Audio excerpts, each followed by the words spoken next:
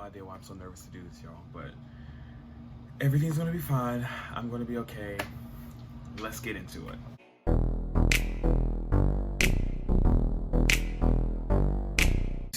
What is up, YouTube? My name is Ariel Savant and I am back with another video. This video is in the spirit of Pride. We are in June 2020, so another Pride month is upon us, so happy Pride to everybody.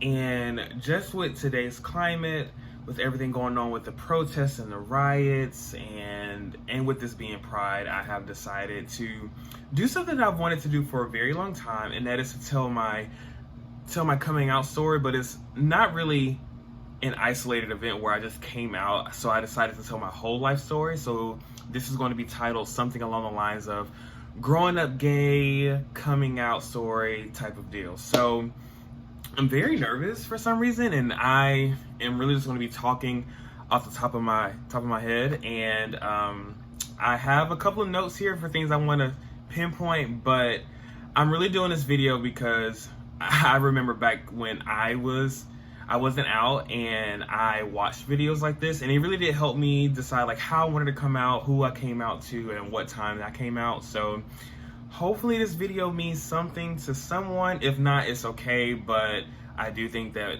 these stories need to be heard all the time, so I am putting mine out there. So we're going to go ahead and get started.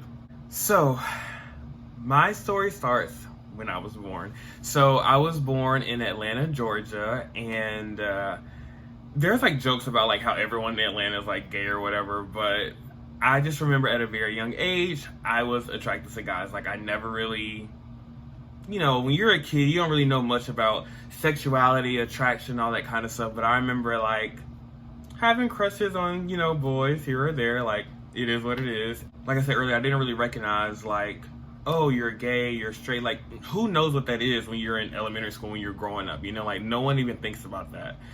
I just remember what I was attracted to, like boys and all that kind of stuff. And yeah, that was pretty much my childhood, like watching movies and being like, when you're watching like sex scenes and you're like covering your eyes, but you're kind of doing one of these numbers. That's what I would do, but I would be like watching the guys. So sorry mom, sorry dad, whatever.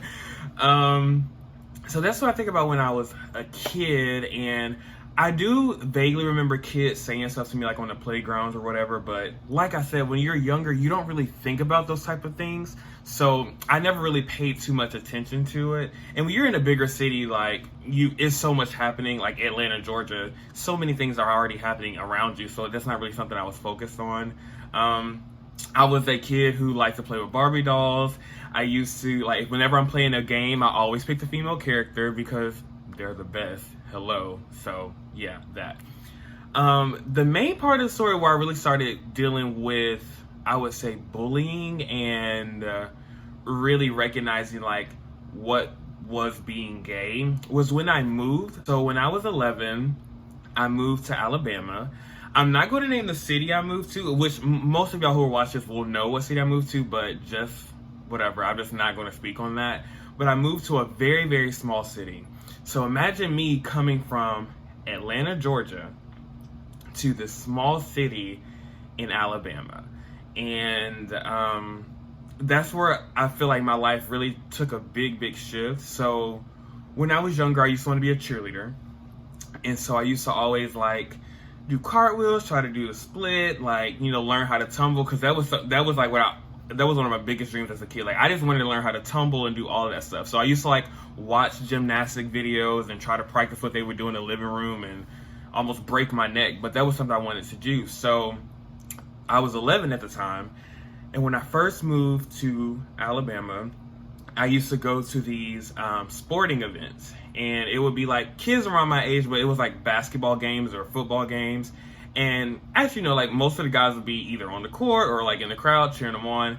I was always on the sidelines. Like there would be little me in the corner, like literally doing back bends, cartwheels, front flips, anything I could do, I was practicing. And so I guess I caught a lot of attention from that. And all of a sudden, I started running into issues between kids my age, kids older than me, and adults, which was really, really crazy for me. So like I said, I came from Atlanta, so you're in Atlanta, you hear small things, but it's not really prevalent. But I guess we moved to the small town. Maybe the mentality is different, and this isn't shade to the city, but this is like the way I've been able to explain it to myself. I had to struggle to realize certain things. So when I was going into the 6th grade, like I said, I used to go to these sporting events, and there was one time, and this time really sticks with me, and this is like really one of the first times I really feel like I was being targeted because of my, I guess, my femininity and whatever, because I was gay at the moment. I was, like I said, I was always doing cartwheels and stuff like that, and a man, like a grown man, has said something along the lines of, oh, if you don't sit down and stop doing all these flips, I'm going to spank you. And I'm 11 at the time.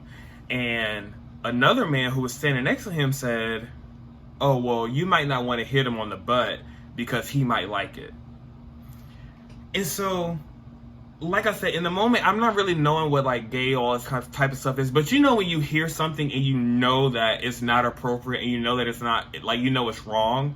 That was really one of the first times that I was really kind of affected by something. And the fact that I'm only 11, I'm going into the 6th grade, or I'm only 10 or 11, I could be wrong about my age.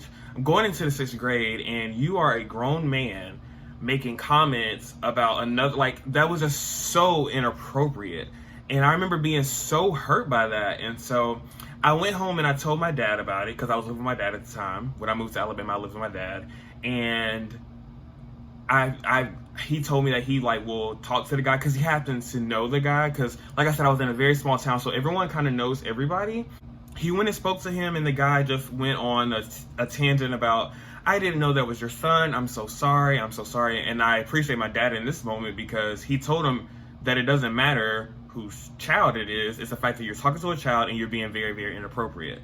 And so that was one of the first events that really, really stuck with me as a kid. And I think that's when I really started realizing, like, okay, what is this gay thing? Like, what is this? Like, why am I being talked about and I'm not doing anything to anyone? So speed up to the beginning of 6th grade year. And I remember this like it was yesterday. It was literally the first day of class, and it was gym time. So the boys would be playing flag football, basketball on the court. Guess where I was? I was over there with the girls who had the mats rolled out and they were doing flips. And that was me, like, over there trying to flip, all that kind of stuff.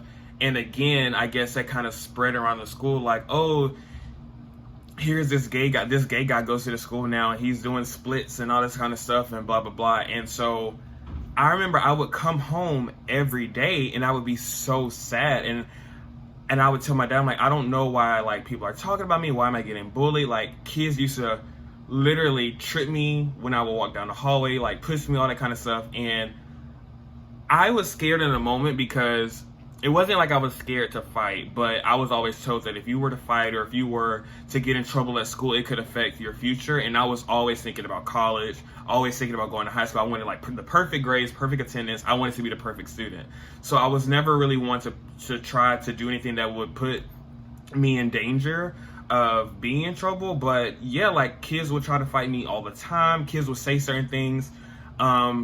People would say stuff along the lines about the male men in my family. Like, they would make comments about them and say, well, if you're gay, they must be gay, and X, Y, and Z must have happened to you. And it, like, very, very traumatizing stuff. So when I think back, it's super, super inappropriate. I had a strong support system around me. I did have friends who, you know, like, if I would come to them and tell them I was really sad about something, they would lift me up. They would always tell me to ignore the haters, ignore the critics, and all that kind of stuff. But to think about being a kid and going through early teen years, like, that was really, really rough for me. I can't even have good memories about my middle school graduation, because I remember middle school graduation, I was so happy. I ended up winning like 9 or 10 awards or something for, like, you know, attendance. Like I said, I wanted to be a great student, so I really stuck to that. And so when I was graduating middle school, my dad took me to one of my favorite restaurants, and we were walking in, and these were kids from another middle school that I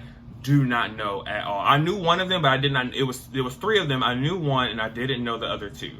So I went to speak to one kid, and the other 2 were walking out, and one of them made the comment that, oh, I told you. And I'm going to go ahead and give you a disclaimer. Like, if you want to skip ahead a little bit, I'm about to use a slur. He said, I told you that's a faggot. Here I am just graduating middle school, and my dad is right there, and we're so happy, and then it just gets shut down because someone had to make a slur to me, or someone had to make a comment to me. Now, this is my second or third year in this small town, and I'm still dealing with stuff.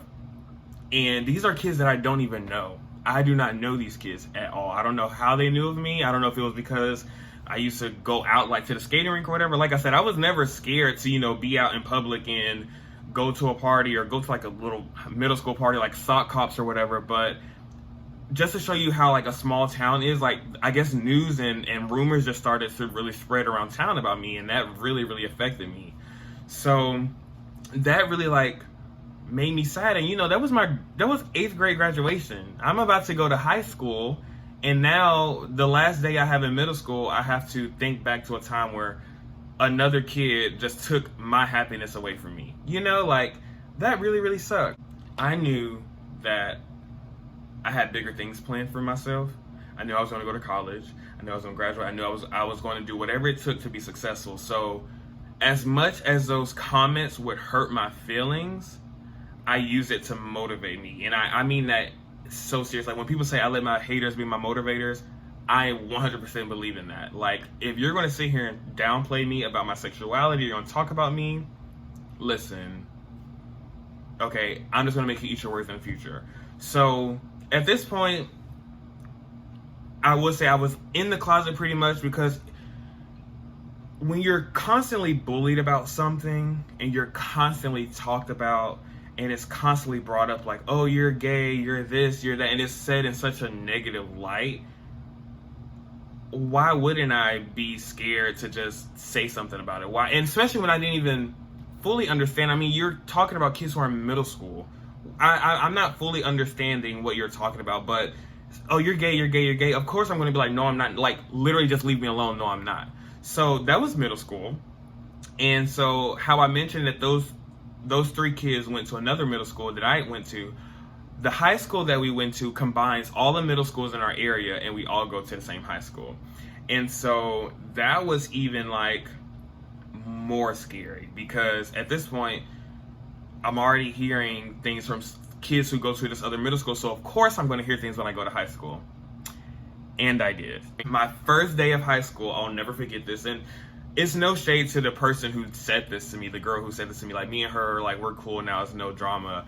But I remember I sat down in class. The first day, first class, I mean, it's probably like 8 in the morning. Sit down. She's like, I have a question for you. And I'm like, oh, gosh. I was like, no, like, you know, like my gay people can relate to this, like, oh, I have a question for you, please don't get mad, or blah blah blah. So it's like, oh my gosh, like I'm panicking, not this, please no. And she was like, I heard you be doing splits and blah blah blah, and you're gay and blah blah blah blah. And I'm like, so I was already on the defense, and I just got in the class, and it's the first day of high school, so I have 4 years of this. Immediately I'm like, no, I'm not, like, leave me alone, blah blah blah blah blah. And so through ninth grade and 10th grade, I really kind of had like this, people told me that I was rude, or people told me that I was kind of mean, or like I had snippy comments, but it really did come from the fact that I just didn't want people talking about me. And so I would really put up this hard shell. Like if you were to say something small to me, I would shoot back really hard. Like I would shoot for the jugular, because not that I was insecure at this point. I think it was just the fact that, like, please leave me alone. If you leave me alone, like, I won't say anything to you. I thought I was the nicest person in high school. But looking back, I definitely, like, spat at a lot of people. Not like, y'all know what I mean. So looking back, I can definitely say that I was kind of very aggressive. But it was just because I was aggressive because I was so defensive, if that makes sense. And, it really was a difficult time for me. It was a very, very difficult time for me, because here I was, and my dad can attest to this. I would come home every day, and like I would be crying, I would be sad. Like I just didn't know why. I felt like I was just getting attacked by so many people. Like I've already been talked about by adults. Now kids are saying things. I don't know these people. Why is this circulating about me, right? And so then I want to shout out the TV show Glee, because that was one of the first shows that I really kind of like got got a taste of maybe what LGBTQ plus culture could be. It was the first exposure I ever got, and seeing people on that show like be accepted and by their parents, like of course the TV show, but seeing people get accepted by their family members, by friends, that really led to me accepting myself first. Like I said, ever since I was a kid, I knew I was attracted to boys and young men, but I never acted on it or anything. So I started to accept it within myself. And I remember I told myself, I was like, I'm going to come out to my dad. I'm going to come out to my dad. It is what it is. Me and my dad's relationship was this, like this. So I felt deep down that he wouldn't like disown me or anything like that. And it was a fear of mine, of course, because it happens and it's so unfortunate. But I really felt secure in my relationship with my dad, and I knew that there was nothing but unconditional love there. So I don't know if he had just got home from work or just got home from shopping or something, but I was literally sitting on the couch and he walked in and he didn't even get a chance to sit down. And I was like, Dad, I have something to tell you. And he was like, okay, what is it? I'm gay. And he was like, huh? Like, he was like, okay. And I'm like, yeah, I'm gay. Like, he said, how long have you, like the standard questions that parents don't ask, like, how long have you known? Like, how do you know if you haven't kissed a girl? Blah, blah, blah, kind of thing. But at the end of the day, the most important thing is that my dad said, I love you no matter what. Like, that has nothing, it has nothing to do with me. Like, that's your life. I love you no matter what. You're my son regardless. And this was towards the end of my 10th grade year. And hearing that from him, like, meant the world. I was like, oh, I'm good at home.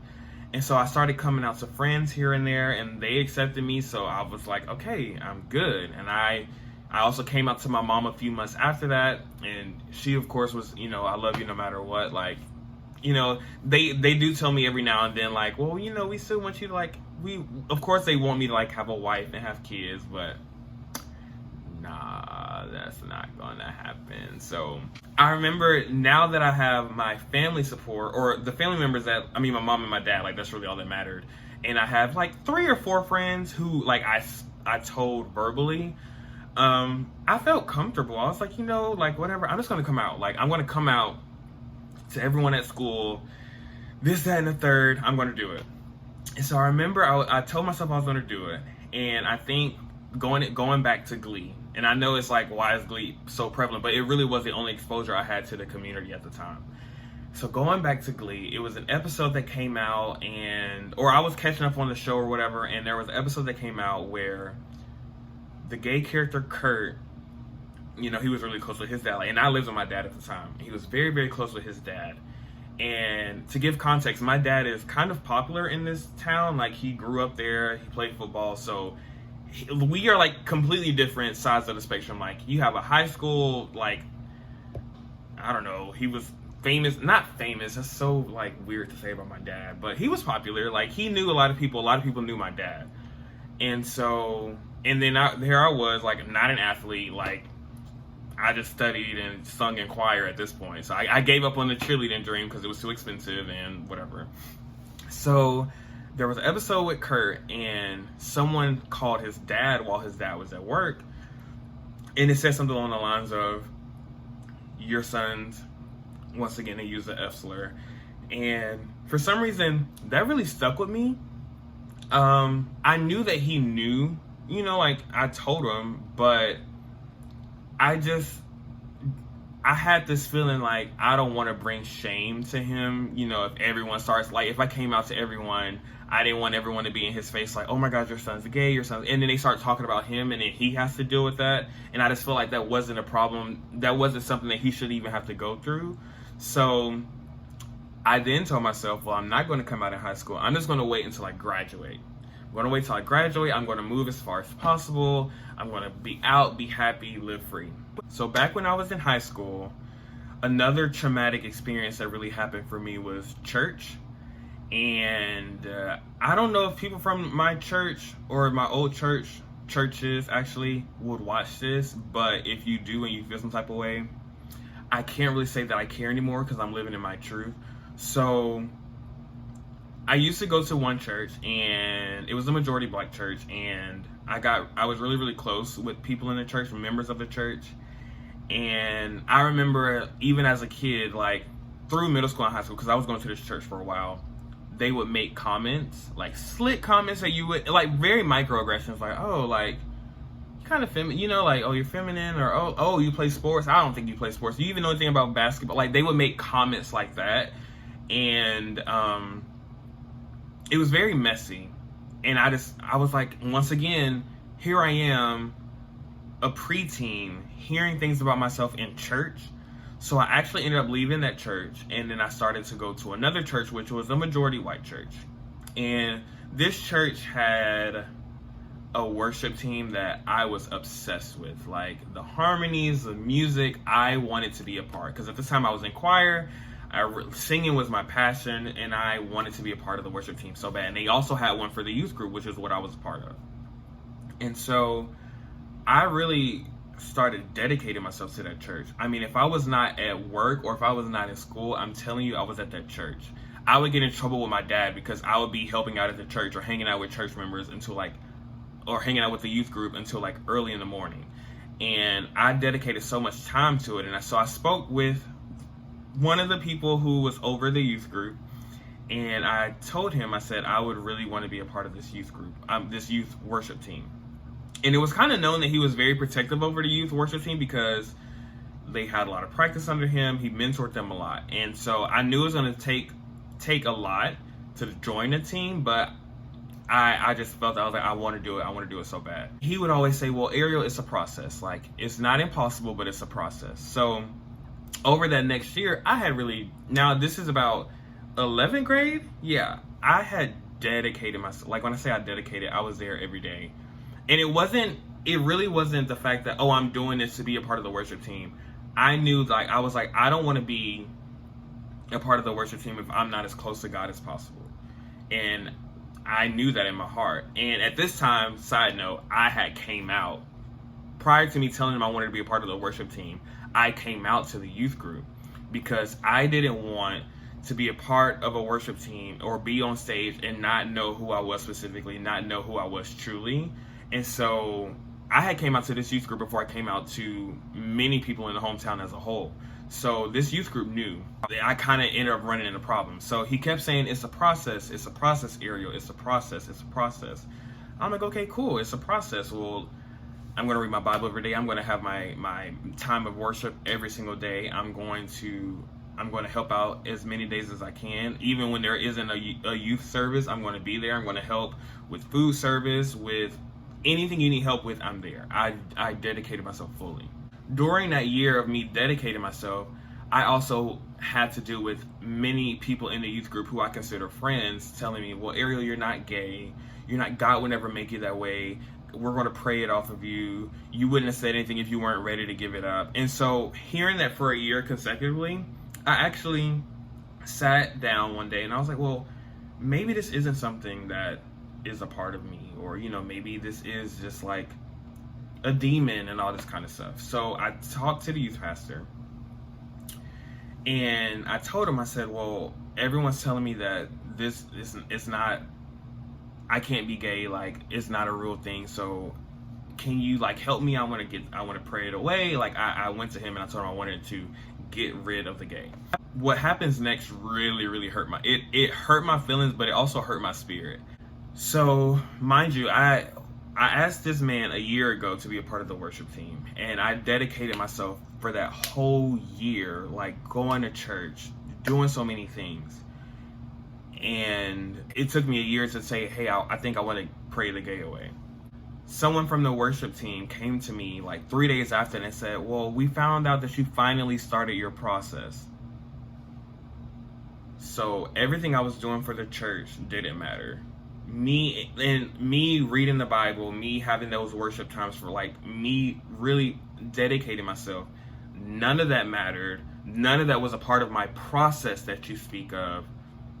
You just wanted me to say that I'm not gay in order for you to put me on the stage. That crushed my spirit because I'm well into my senior year now, and now I'm hurt. It's like, you didn't care. Like, and I feel like that was very, very superficial, and I really did not appreciate that, and it really, really hurt my feelings. And so I stopped going to that church, and I really haven't been a part of a church since, because I feel like the way people utilize religion is not correct. I don't think it's correct. I still believe in God, and I love God dearly. I pray all the time. I have my worship moments still. I did not let that affect that, but I have a problem with trusting people in the church now, because those two prior experiences really, really did a number on me. And like I said, I don't know if people from this church are watching this right now, but it is what it is. That's how I receive it. And so, yeah. Senior year comes, and I start applying to schools. And I only applied to 2 schools. And one of the schools was Auburn University, which is like one of my favorite schools, like favorite football team, all that. And the other school was the University of South Alabama in Mobile. I did a little research, and I saw that Mobile had like multiple gay bars, multiple gay clubs, and they had gay associations, and they would have like gay parties and all this kind of stuff. And so in my mind, and it was also cheaper to go. So it was like checking everything off the list. And it was also further away from my hometown than Auburn was. So it was kind of like a no-brainer for me. It was like, oh, I'm going to move to Mobile. It's 5 hours away. There's going to be gay people I can like hang out with, get to know. And life's going to be great. I was so excited. But like always, things didn't turn out how I thought they would. So I thought I was going to go into college, y'all. I was 18 now. Thought I was going to go to college. I was going to find a boyfriend within like my first semester. I was like, oh my God, this is about to be great. I'm about to fall in love. I'm going to get married by graduation. Y'all could not tell me I was not about to find a man, like, for sure. Because at this point, I have not done anything. I have not explored anything. Like, I was really in the closet. I wasn't talking to anybody. I did not try to hit on anybody. I never dated. And so now I'm 18. I'm in college. And I guess I had this mentality that the LGBTQ plus community is like all loving and all happy and like gummy bears and raindrops and rainbows and all this kind of stuff. But it wasn't.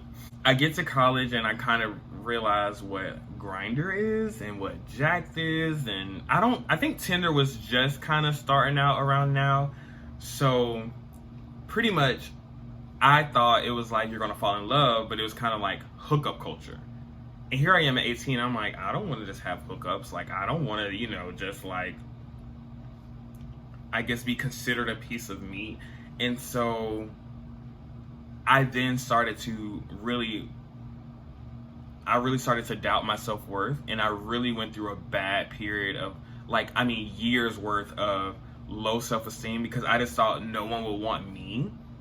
I was like, oh my God, people only want me for sex. Like, I must be ugly. Like, I must not be worth someone's time. And it really, really did a number on me. Like, I wouldn't go out to public. I wouldn't wear certain clothes that I bought because I just didn't feel comfortable in it. I thought I used to wake up in the morning and like cry because I thought I was ugly, just because I thought I wasn't worthy enough. And it really, really did a number on me, because I think I had a mindset of what the gay community was going to be. And this isn't straight to the gay community. This is just a small facet of the community. But I just had this completely dream version of what the community would be for me, and it wasn't that. Also, side note, I thought, how I mentioned earlier that it was going to be like gay clubs and all this kind of stuff. I get to Mobile and I find out that you can't go to the gay clubs or the gay bars until you're 21. So I'm 18. So I can't go anywhere I really wanted to go until 3 years later. So that was 3 years of me really beating myself up and saying you're ugly and you're not worth it, and really, really knocking myself down. Like, I would cry multiple times. It was really, really hard for me. So luckily, I waited it out. I turned 21 and I started going to the gay clubs around my city. And I think this is where my self-confidence started to slowly build. Meeting guys in the community and actually having conversations with guys in the community. And yeah, there was sexual attraction there, of course, and physical attraction, but also meeting guys who I could have a conversation with, and it felt like they wanted to know me for me. That really started to build my self-confidence up. And a negative thing about that is I felt like I started craving attention, because at this point I've never really had it. So I started craving attention, and so I didn't do anything out of this world or anything like that, but I would always try to like bring conversations up to talk about myself, because here I am, this is 21 years of me not having no type of companionship, and now it's like the floodgates started opening. And so I really had to learn how to navigate the community.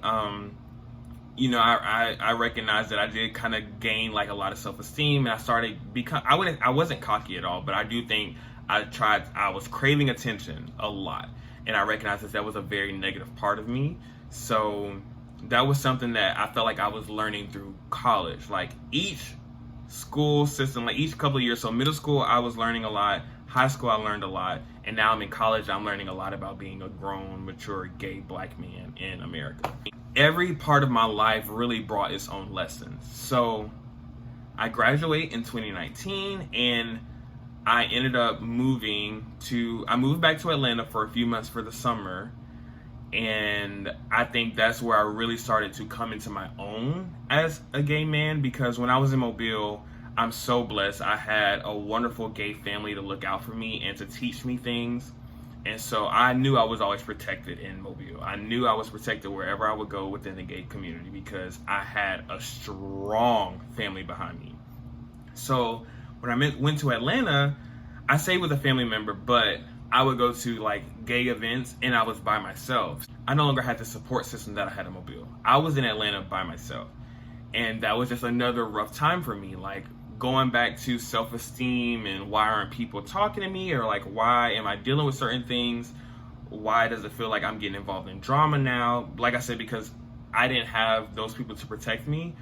And so those 3 months over the summer, I felt like I also learned more about myself as a gay black man. I learned more about my morals, my standards, who I'm willing to be around, who I'm not willing to be around, what type of environment do I want to be in, what type of environment do I not want to be in. So Atlanta, those 3 months meant a lot to me. And then I moved to Tampa for graduate school, and that's where I am now. So this past year in grad school has completely changed my life. I am in a program that allows us to have conversations about being black in America, about being gay in America, about the intersection of being black and gay in America. So those conversations have opened up a lot for me, learning about the different stages of coming out, learning about different problems that you can face as a gay black man. It made my childhood and my upbringing feel so validated, because for the longest time I just felt like it felt like the world was attacking me and I never knew why.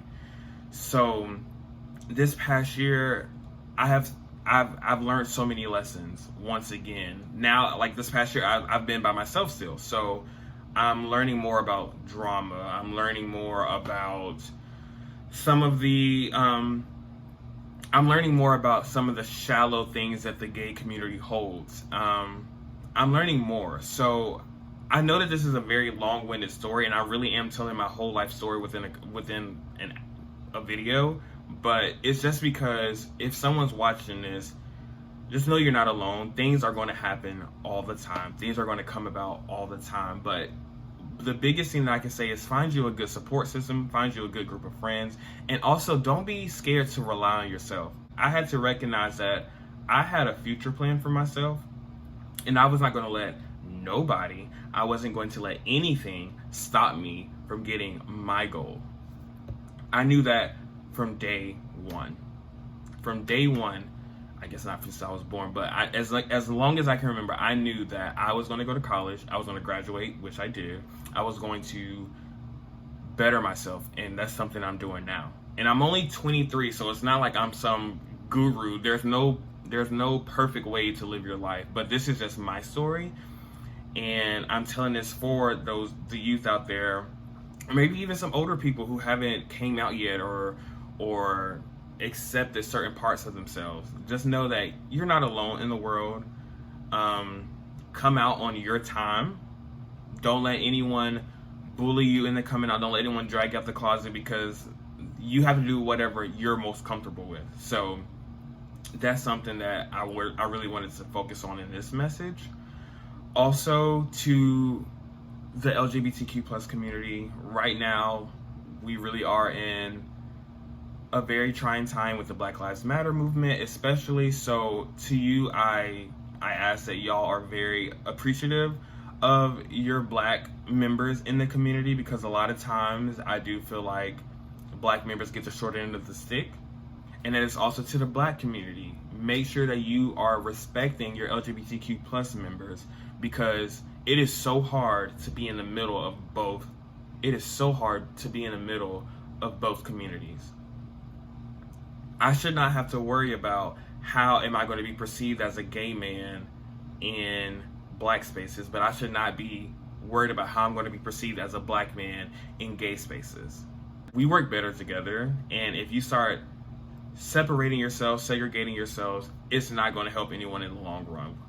The more that we work together, the better off we will be. Like, the more we work together, the more that we can change things, the more we can have actual change that matters, the more we can work towards breaking down systemic oppression, breaking down certain prejudices about our communities. And this is probably the most unfiltered and the most real I have ever been about my entire story. There are things that I revealed in this video that my own parents don't even know. And so, like I said, I really, really hope that this message reaches someone who needs it. If you need clarification on anything, feel free to hit me up on any social media. I will leave my email down below. But I am thankful for my upbringing, because I feel like I am a strong gay Black man this day. And I would not be here if I didn't have those experiences, but I'm not going to act like those experiences were easy for me to go through. Life is hard. There will be trying times. But if you can just have that self-preservation and that self-motivation, you're unstoppable. And that's just period. Nobody can stop you. No matter what they say, no matter how they treat you, if you believe in yourself, I guarantee that there is nothing in this world that can stop you, no matter what. You have to be willing to push yourself. You have to be willing to look into yourself. I had so many moments where I had to do that, where I felt so alone, and I had to dig deep down and grab myself by my bootstraps and continue. And like I said, I feel like I know who I am as a person, and I'm still growing, I'm still maturing, and I'm ready for more trials and tribulations that I'm going to face in the future. But I know that I'm a strong gay Black man, and nobody can take that away from me, and nobody will ever take that away from me. Thank you so much, y'all, for watching this video. This was pretty difficult to tell in chronological order, so I might have jumped around a lot of places, but this was a very, very personal story about my life. So I just beg of you all to please be accepting, please be loving. It's free to be nice. It's free to show love. There's no reason to be rude to people. There's no reason to be upset with people. Y'all just be nice. That's all I can really say. I hope you all enjoyed this video. Like I say in all my other videos, please let me know what more you would like to see from me. I'm still getting used to this YouTube thing. You know, I'm trying to learn more things about lighting and things like that. I think my lighting has gotten a little better, though. Okay. But anyways, make sure y'all like, comment, subscribe, and share. Tell your friends. Hey, tell them to come check me out. You are free to reach out to me on social medias to tell me more ideas. If you have questions, let me know. So until next time,